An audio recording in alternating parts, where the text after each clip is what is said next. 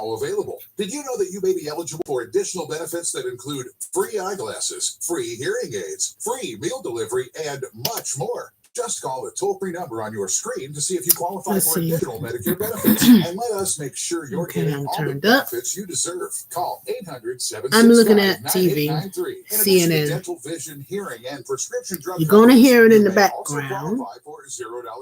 And, as I'm eating my lunch, we hear what's going on TV. I wish I could, if I turn it around, I do it. Free meal delivery, free rides to medical appointments, and more. Here we have it. Medicare benefits review are absolutely free. We're talking about the impeachment vote, to either acquit or convict him. Well, Romney said he's going to convict on the abuse of power. So I don't understand all of this, what the process is all about. But all you can get is my point of view.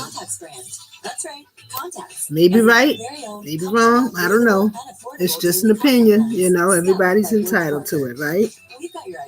So for lunch, I'm having chicken and salad, like chicken nuggets and salad and stuff like that. So you eat the greasy stuff and healthy stuff.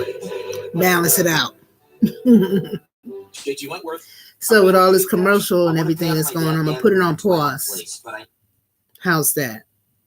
Better?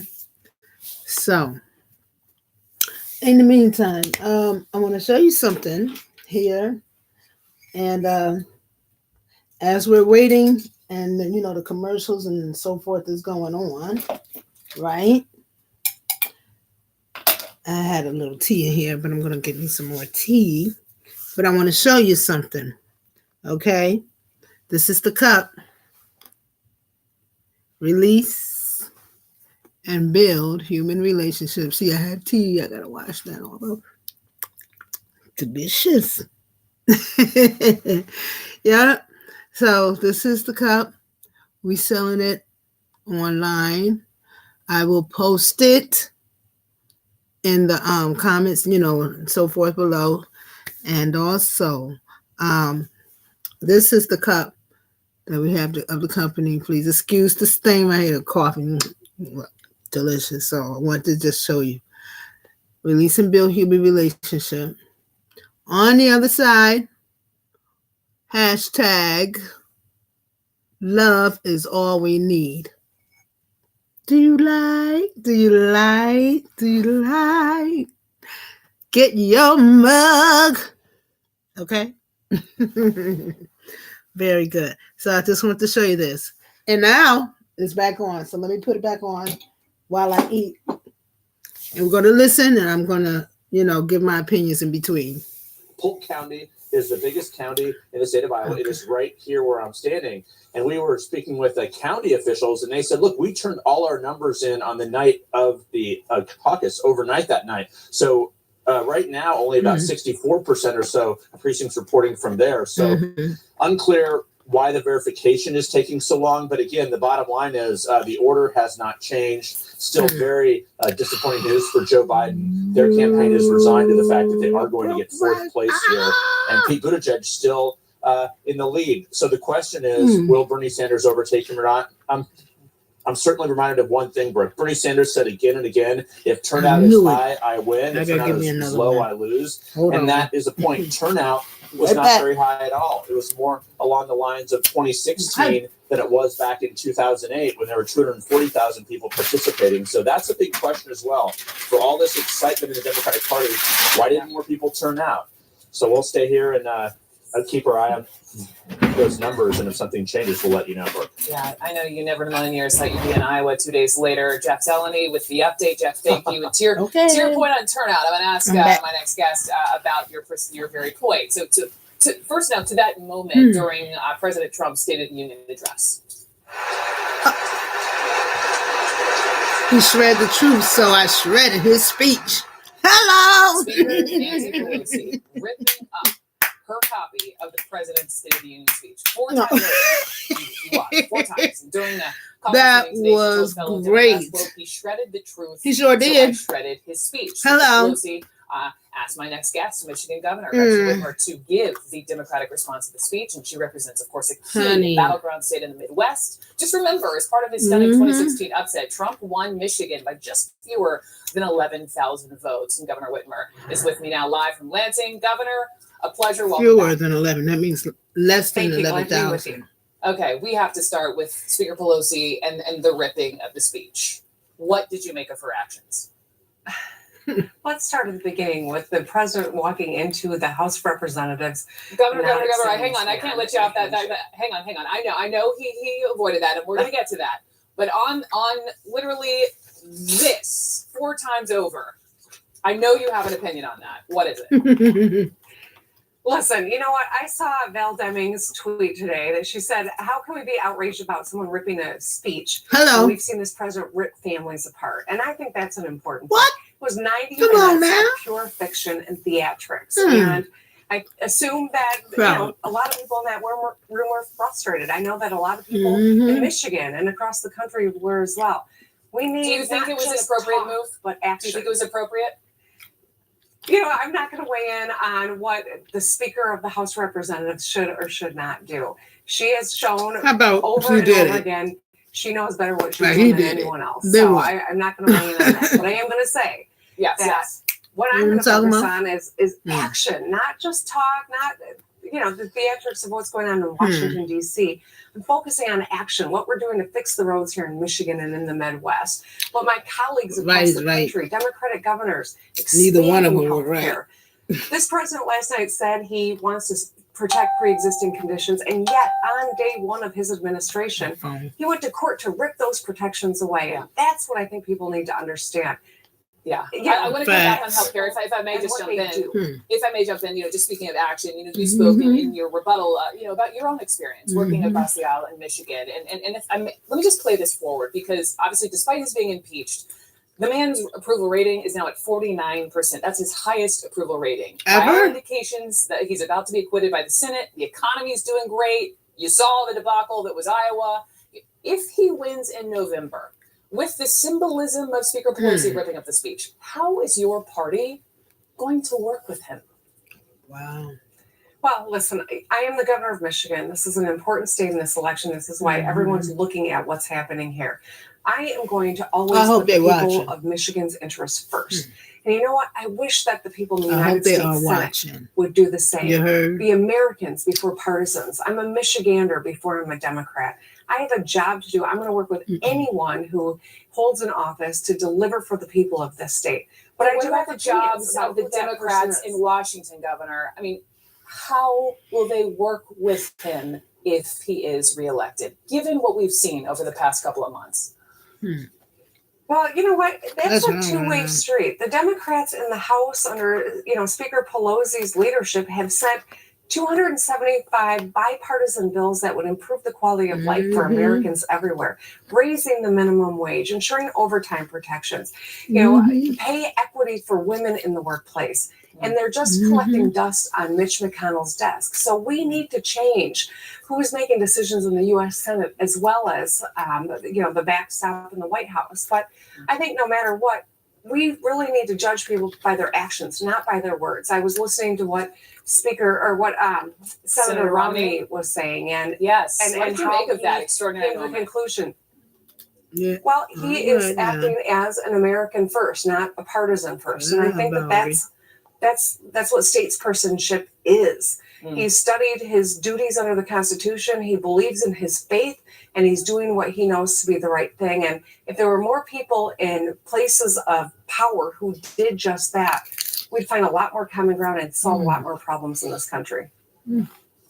We need that common ground, and we need those problems solved so badly. Governor Whitmer, I thank you so much for coming on. And again, just reminding people, 90 minutes away, we will be seeing the U.S. Senate vote on impeachments. And as we were just discussing moments ago, Utah Senator Mitt Romney announced that he will be the lone Republican to convict President Trump on one of those articles of impeachment. We have more on the breaking news after this quick commercial break.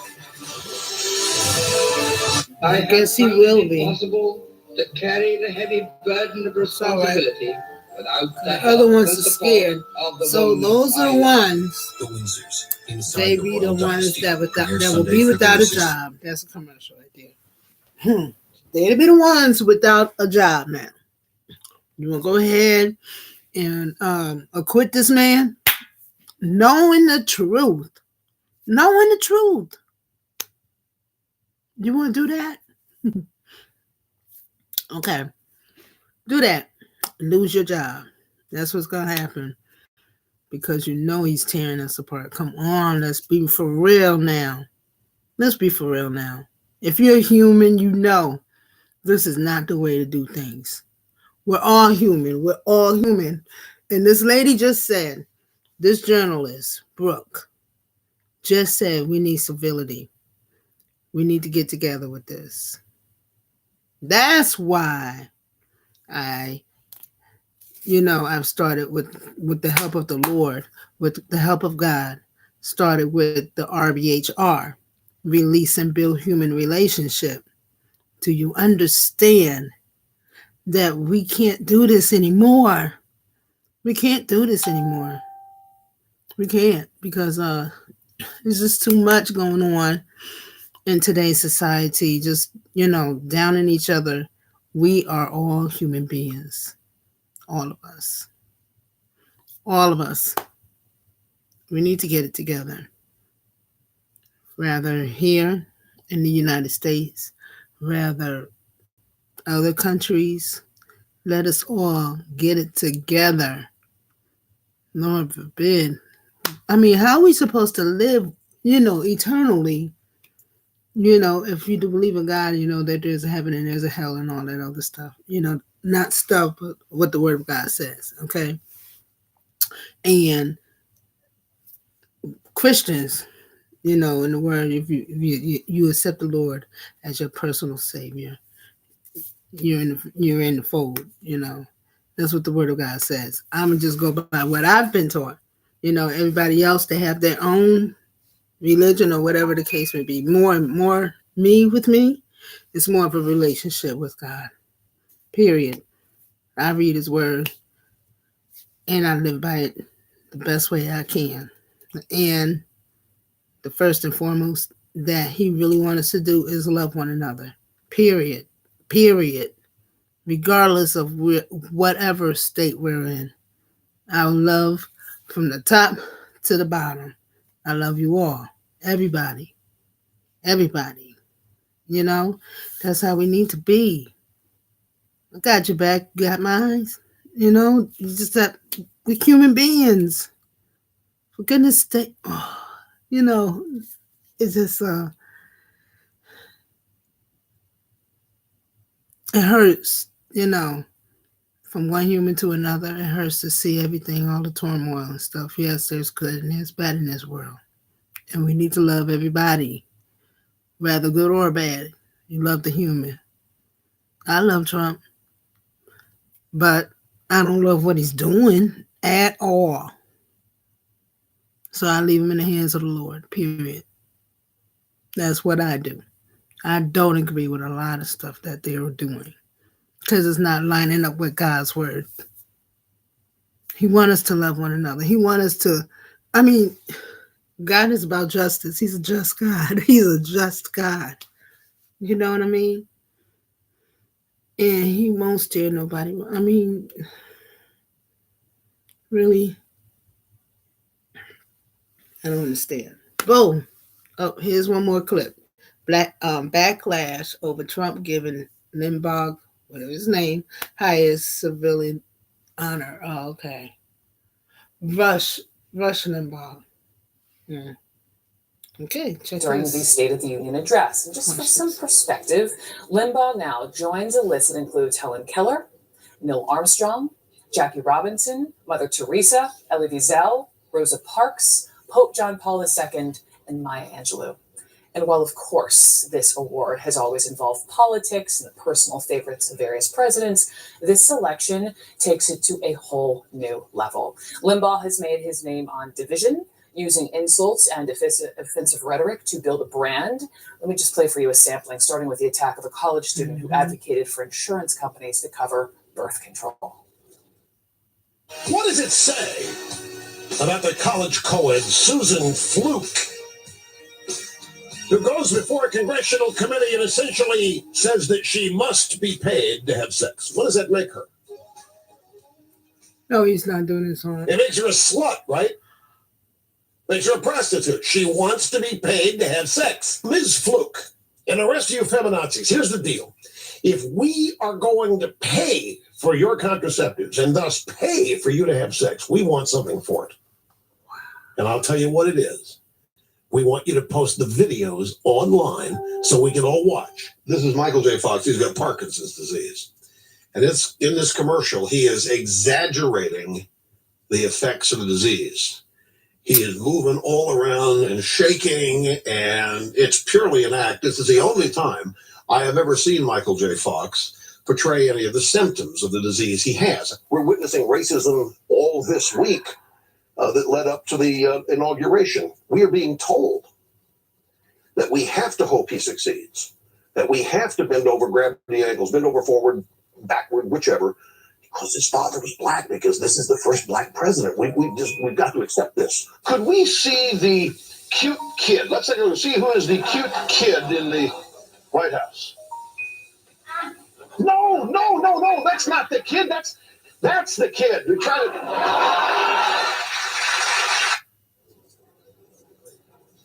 Limbaugh did later apologize for some of those remarks. John Avalon is back with me. Some it was 10 years ago. of those remarks. Wingnuts, right? So, Hard to believe. What did you make of that moment last night? Look, that was a classic pander in real time by a reality show president to a key constituency, right-wing talk radio. And he did that a lot. You know, there were, you got a car, for all different constituencies we saw last night. It was affecting because, of course, Rush Limbaugh announced just a few days ago that he is battling advanced lung cancer. Here come my And grandson. we should say that we all should wish him well in his battle against cancer. Yeah. There's some things that are bigger than politics. Nonetheless, you're responsible for what you do with the powerful microphone he has. He's been the godfather of right-wing radio. But under the rubric of infotainment, he has preached a lot of division and a lot of hate over a long period of time. And his followers love him. They're called ditto heads. They agree with everything he says. But whether it's back in birtherism against Barack Obama, one point I wrote about in Wingnuts where he compared Barack Obama to Hitler. I sense of pervasive oppression. You know, conservative white Americans being oppressed. I'm glad you had a good day today. Iraq, we spread conspiracy theories about the Clintons as well. The Vince Foster conspiracy theory was something he pumped up. To the Obama era being very much on the front lines. But his influence helped birth Donald Trump. It created a spawn of imitators. So what's the difference between George W. Bush giving the Medal of Honor, or Presidential Medal of Freedom to Nelson Mandela, Fred Rogers, Mr. Rogers, Hank Aaron, and Donald Trump doing it for Rush Limbaugh? It was great TV. It appealed to the base. But there's real accountability. Appeal for racism. Choose. And he has elevated someone to a level who has doing a video business out of playing the lowest common denominators. What does this say just about the divided nation in which we live? Oh, come on. It says a lot. It also says that the President of the United States, rather than trying to be a uniter, has been very content to be a divider. Remember, most presidents, ultimately, it's about trying to unify the nation. And a couple of rhetorical asides, let's put him aside. This is a president who believes in dividing to conquer. He can dress it up in saying he's a counterpuncher. But he is a brawler. He believes in bullying. He believes in using fear and greed to intimidate people into submission. And it has worked very well, particularly among his party, where a lot of people who know better are afraid of the base and they're afraid of the president. And right-wing talk radio and the whole partisan news complex help reinforce that, demonizing dissent and portraying as disability. Rush Limbaugh invented a lot of that. But this was not about trying to appeal to our better angels. It's not about trying to elevate people who aspire and help unite the nation, even if they represent different political perspectives. And as you said, politics often does come into effect. This was about a play to the base moment geared to reality TV, honoring someone who's battling a terminal illness, and we should acknowledge that. And again, wish him well. But you can't forget the legacy that he has built into millions of dollars. You're accountable for what you do when you have the microphone. It's all about the money. should be held accountable as well. John, thank you. John and John. More on our breaking news. Senate Democrats reacting to Senator Mitt Romney's extraordinary announcement that he will vote to convict the president on abuse of power. Also, Senator Romney's niece and chairwoman of the RNC is reacting as we wait for the vote just a short time from now. We'll be right back. I wonder what she's gonna say. 55 and up, T-Mobile. Okay. How's school? Good. Good. You finished already? Mm-hmm. Like, You just sat down about 3 minutes ago. You finished? mm-hmm. Your work is done? Mm-hmm. Well, can I see it? Hmm? Okay. Okay. So, y'all heard that.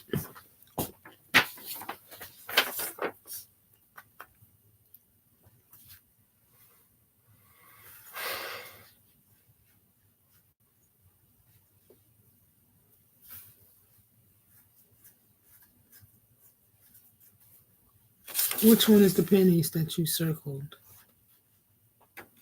No, that's not a penny. Is it a penny? Mm-hmm.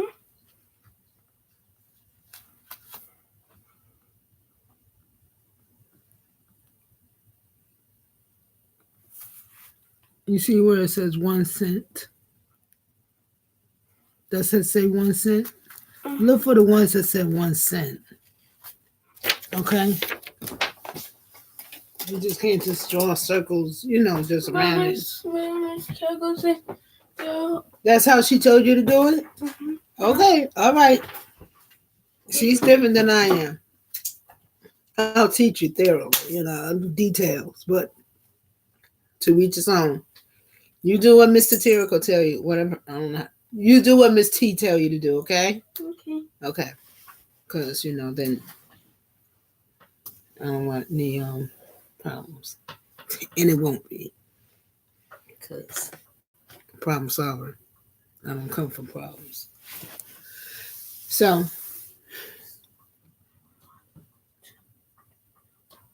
you heard that. Rush is up there with Mother Teresa. Mother Teresa. He's up there with Mother Teresa. Maya Angelou. All the greats. All the wonderful people that stood up for freedom, their human rights. Human rights, that means it does not include being a racist. It's not including being a racist. Racist is totally opposite of the human rights that, people stand up for, human decency and respect and love. Mm-hmm. Right? Mm-hmm. Mm-hmm. No. It's all about love. Mm-hmm. What you doing? Nothing. Okay, you can go ahead and get you something to eat. There's some chicken nuggets downstairs in the air fryer. Okay? Okay. Okay. Something to little snack on. Since you did your homework right within 3 minutes. Well, you sat down in 3 minutes and got back up. That was quick. So, all right. Was that more money again? Whatever God gives us, that's what He gives. Well, did they give us more money again? We hope so. Whatever. We just work. That's what we do. We work. Right? Okay. Okay. So, you take care of what you got to take care of now, sir. All right? Mm-hmm. All right. Peace out, homie. Who's that, Blackie? Leave my bed alone. Blackie is our black and white cat. What's all that noise that you hear? Leave my bed alone. It's Whitey. That was Whitey? Whitey, leave my bed alone. See, the reason why we got these names, the cats.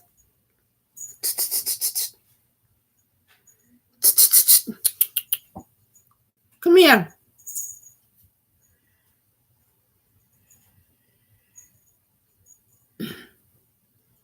All right, they don't want to come. Acting crazy. Oh, here we go. Boop, boop, boop. One more thing. Was she reacting?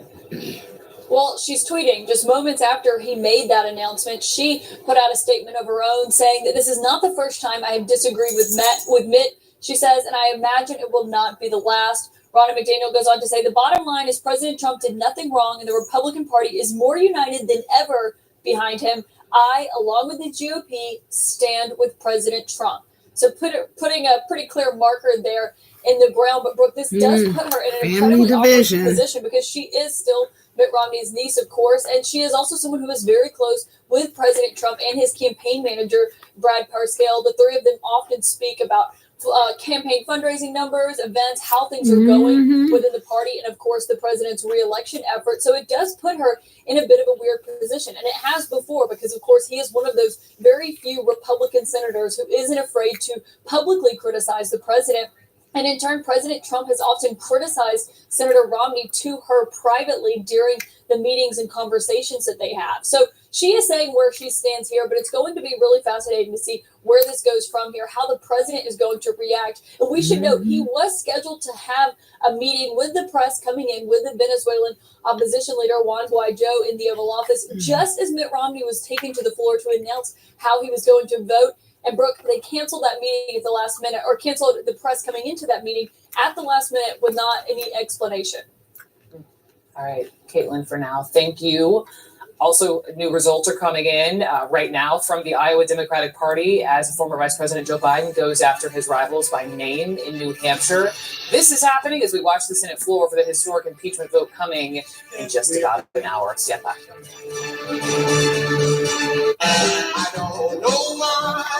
Well, I was talking about my cats. Well, speaking about the Romneys, they're having a little family division now. Okay, see what I'm saying? Who's that? Okay. Yep. So they're having a family division now in front of the world. See?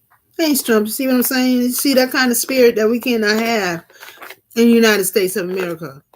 It's United States of America. Don't seem it's really, we are not living up to our name. We are not living up to our name. We are not united. We are divided. And we got to get better. Stop it with the divided.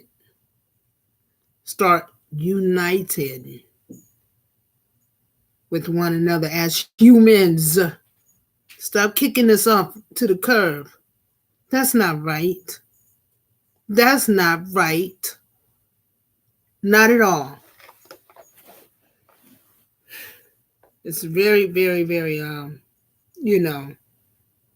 it saddens. It's a saddening situation. It saddens me. This whole situation saddens me. But I refuse to stay sad. Do you understand what I'm saying? I refuse to stay sad. And I am determined to do something about it. And guess what? I am doing something about it. I'm talking to you about it. We need to stop. We need to stop. We need to stop with the nonsense. Grow up. Grow up. Simple. I mean, all this. So sometimes I just, I laugh at things. I laugh at these things because I'm laughing so I won't have to cry. I gave it to God and I said, that's it. I'm giving it to the Lord. You know what I mean? And I'm just going to shower myself with more love, not just to myself and for myself, and to others. Because that is what we're supposed to do. Love one another. Period. Why do you think I love God so much? Because he loved me and he loved you. And the same love. My love for you, I love you. You know what I'm saying? And because you're human and because you're God's creation, or if you don't believe it, that's up to you. I don't judge you at all. At all. And that's what we all need to do. Stop judging one another first and foremost. Stop judging one another. Stop judging one another. Why are we doing that? You're no better than nobody else. I'm no better than nobody else. We are God's children. Hello, we're His creation, blood and skin and everything. We're nice, colorful crayon world. Okay, really, this is what I'm saying. Let's love one another. Period. You know, I'm going to do a video in a little while, and I'm going to just talk about my journey of my human life. Take it or leave it. I mean, I had all kinds of stories. And it's not just stories, it's my life. Confirmed. That means my daughter will be coming home in a little while. So that means I'll be shutting it down real soon. So, yeah, so what I'm saying is this. Please, whatever you do, love one another. I don't care how hard it is. It's hard to love Trump. I ain't gonna lie. It's hard, but I'm gonna do it because he's human. Yeah, he's Sometimes I even think like that with some of my family members. We're like, are they human? But yeah, they're human. They talk to you. They're communicating with you. Even if they can't communicate, it's human connection, spirit to spirit. You know what I'm saying? I don't know. I'm not a professional in all of this. I'm just telling you what the wisdom I have that God gave me, period. You know what I mean? So, what time is it? It's 3 o'clock. Okay. Senate vote on impeachment charges will be coming up soon. I'm not going to stay here that long. My goodness, I've been on here for 32 minutes, 14 seconds, 15 and counting. So, I'm telling you, I'm going to be here that long. My daughter will be here and, I got some work to do too. I got some things to do. And, of course, lunchtime is normally either half an hour to an hour. All depends, you know what I mean? So, when you do your own business and so forth, you should also set aside the times, like if you're at regular work, you know what I mean? You do some work and have your either 30 minutes or an hour. I may take just shy off an hour, you know what I mean? Because once I do that, I have to go back to work and doing what I have to do to grow in the business of RBHR. That's just the way I do things. And wow. Oh, let me go back here. CNN one more time.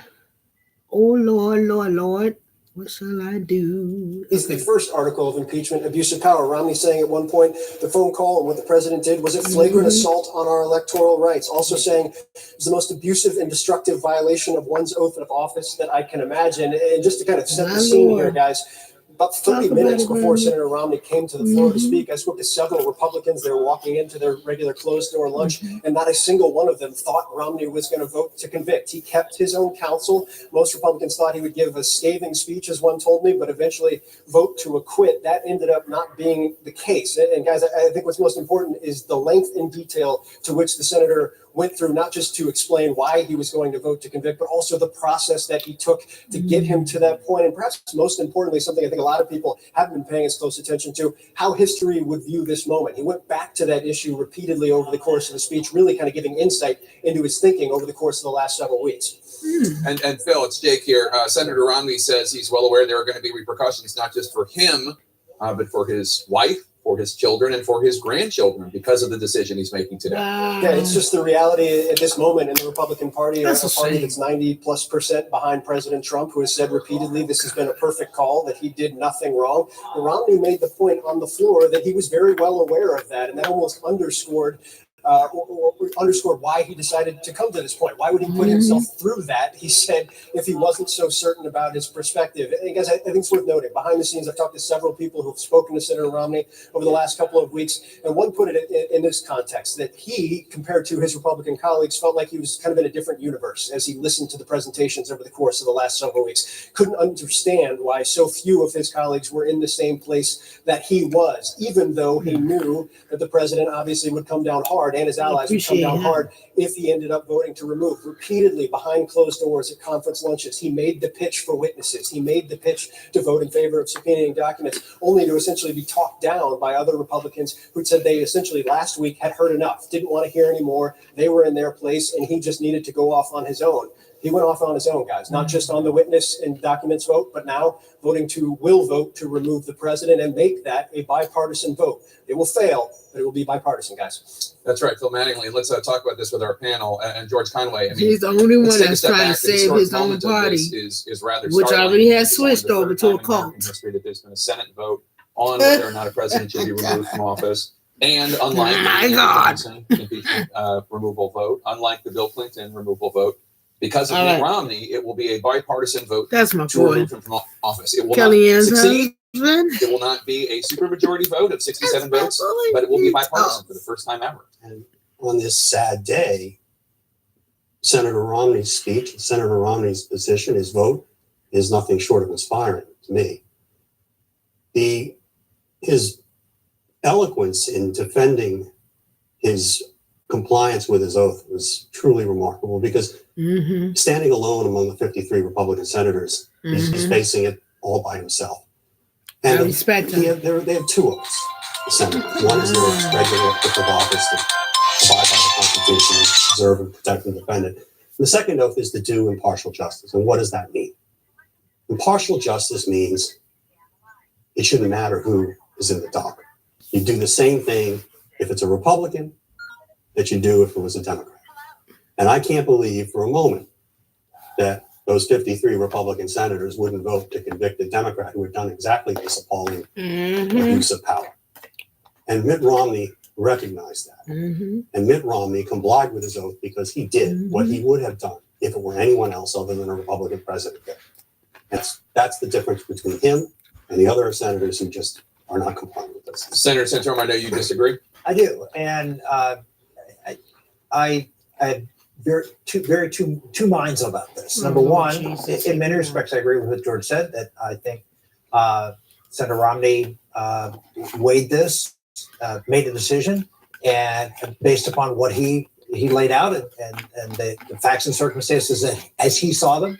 I think the idea that someone else could look at those same facts and circumstances and without partisan intent make a different decision is insulting and I think not accurate.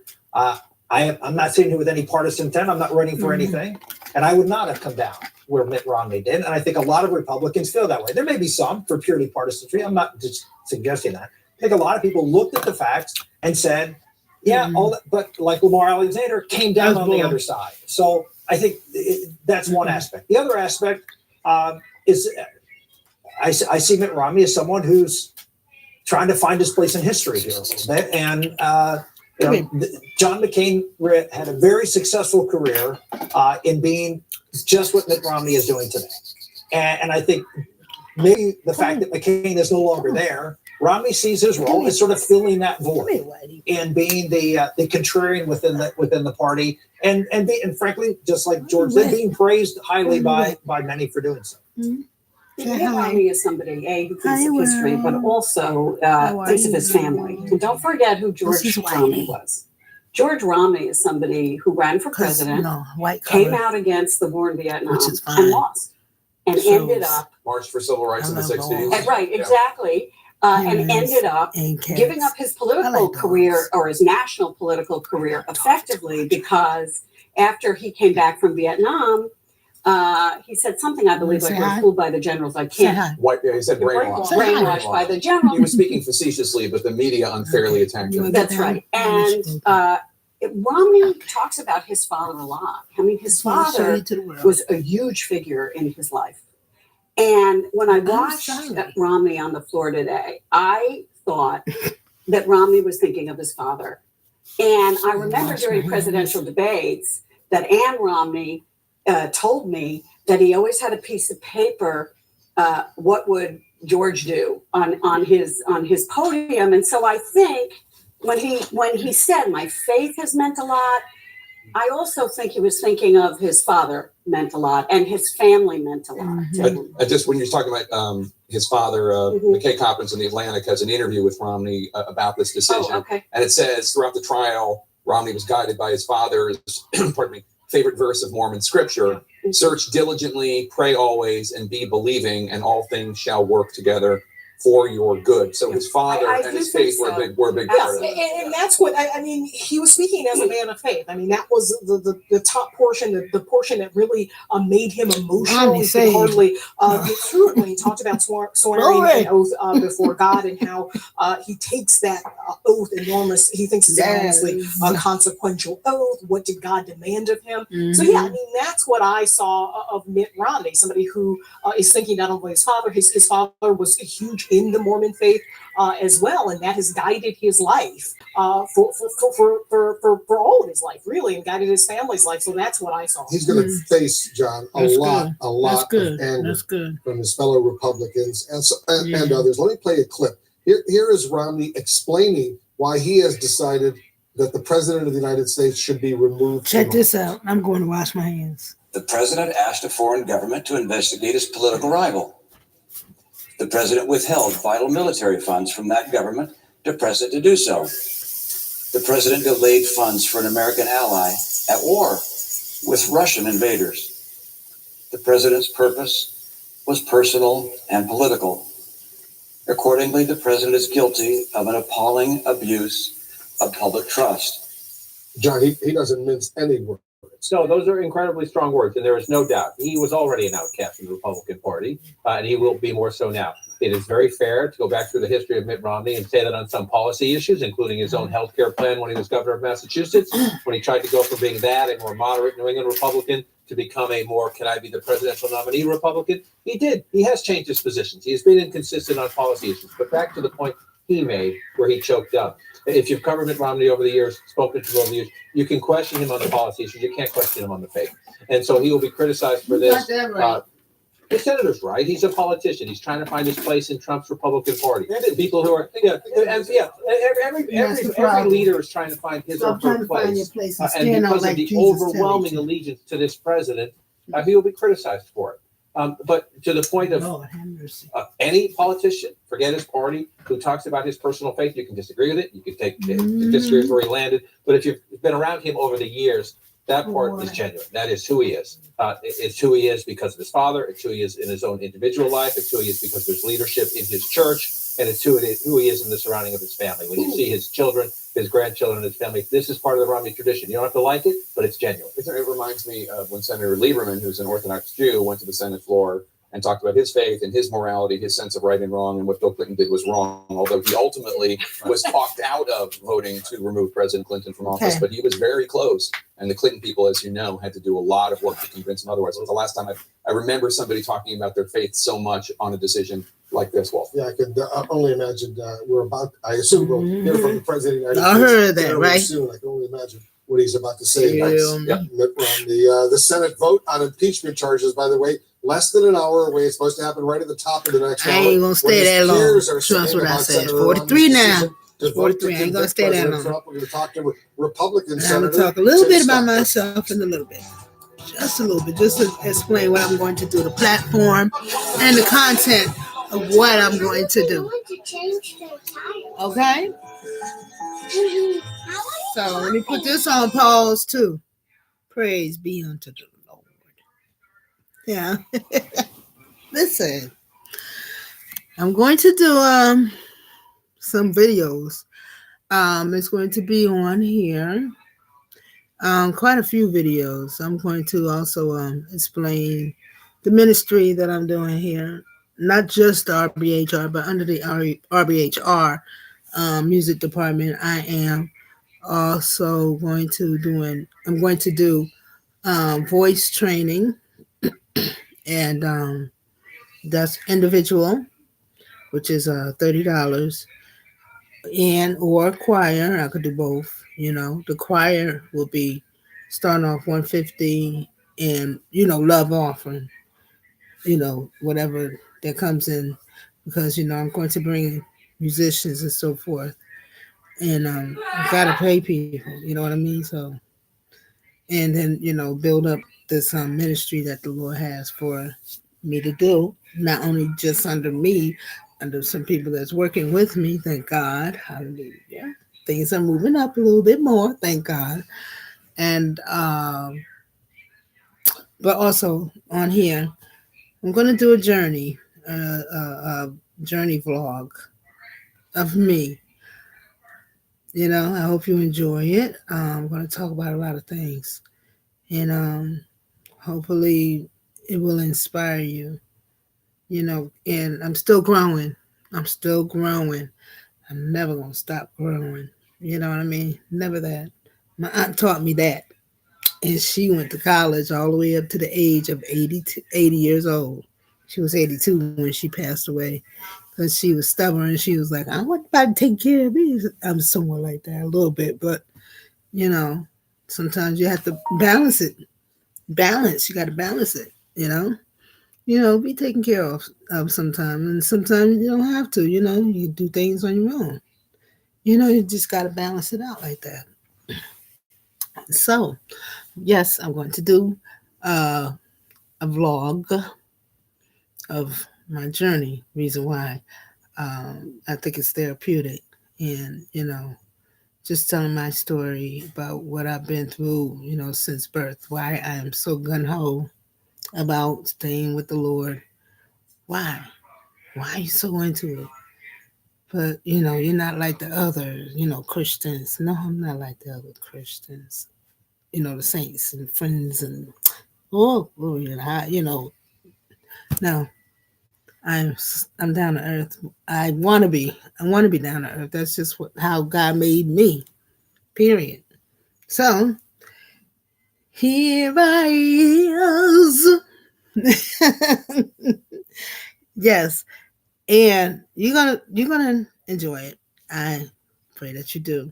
And my family, we're gonna do videos and so forth, and look out for those. I'm telling you, we need our own TV show, truthfully. We need our own TV show. And with this face here, normally I don't put on makeup and stuff. I'm doing something new. So here it is. My first time doing eyebrows. Look like I'm scary. 52, you acting like this, right? You too old to act like that, Lenora. Oh, well, that's just what I am. You know what I mean? So that's just what I am. So first time really doing my own, and watch me in my journey. You know what I mean? These eyebrows, I ain't never done it. My daughters were like, well, just do it. Just learn it, because I always never did makeup. No, I'm not really a makeup type of person, but whatever. I'll learn, and when time go by, whatever, and when time passes more and more, you see me probably applying less or more, whatever, doing different things. Take me as I am. You know what I mean? That's just the way I am. Take me as I am, or whatever. Like it or leave it. And I'm not going to read anybody's comments just to, make myself feel worse or even better. I'm just trying to be me. Enjoy it. If you can. Now, yeah, I'm going to do that, as well as, tell my testimonies and stories or so forth. And especially, recently, my husband passed away in October. And I have to, I feel that I should put myself out there. Maybe I can help somebody too, as I am still trying to heal from, feeling sad. I'm grieving still. I'm still grieving. But I'm doing a whole lot better though. I know the first 3 months, whoa, roller coaster. Roller coaster. Yeah, Lord, honey. I was like, moves and everything was just all over the place, just all over the place. And I'm a person that love balance. I like to balance. I was like, all over the place. I said, okay, Lord, you know, I'm a person of expressions, yeah. But still going through. That's my grandson singing. So, still going through, but I'm understanding my journey more and more. And the more that I'm doing this, the more that I'm feeling a little bit better about talking. I'm not really much of a talker either. I'm very, very shy. You wouldn't think that I would be, but I am. But you know what? I balance that too. Thank you very much. I could work that. Thank you. Thank you. I ain't that shy. I'm shy, but I ain't shy enough to be like, look, you ain't gonna shut me up. Yeah. But yeah, I'm gonna do a lot of things. So this is me right here. The face. Lenora. Minister Lenora. Yeah. And I'm here. And I'm here to service you, whatever I have, whatever I can do, or whatever I could give. From my heart, I'm right there with you. Okay? So, current events, you know what's up. So, all I can say is this. It's still in God's hands, no matter what, whatever it is. And you can believe me, I am not voting red, I'm voting blue. But it's fine, but whatever God says goes, it's going to go. And all I can do, I believe. That's all I can do, believe and trust in God. Oh, that's my cue. Gotta go. Peace.